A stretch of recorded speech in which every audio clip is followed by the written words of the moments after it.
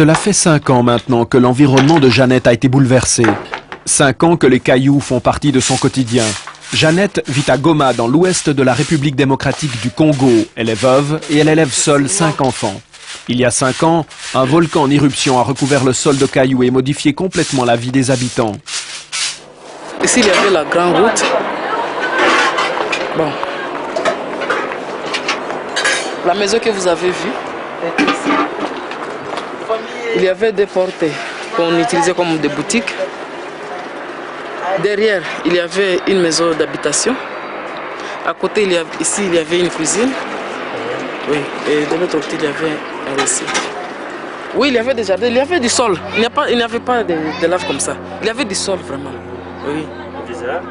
Oui, il y avait des arbres. Nous avions un avocatier là-bas. Bon, ici, partout, il y avait des arbres. Partout, il y avait des arbres avant l'éruption du volcan. Une éruption qui s'est produite au mois de janvier 2002.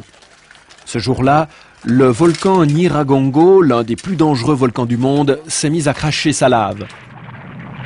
Un fleuve de lave qui coulait à 60 km/h à travers les rues, enterrant les maisons. Une centaine de personnes perdirent la vie et 150 000 autres se sont retrouvées du jour au lendemain sans toit.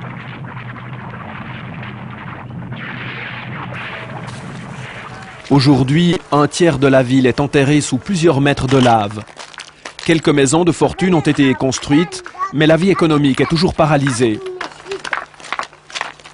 C'est dur quand on pense à ça, vraiment. On se voit qu'on est déjà pauvre. Oui. Je ne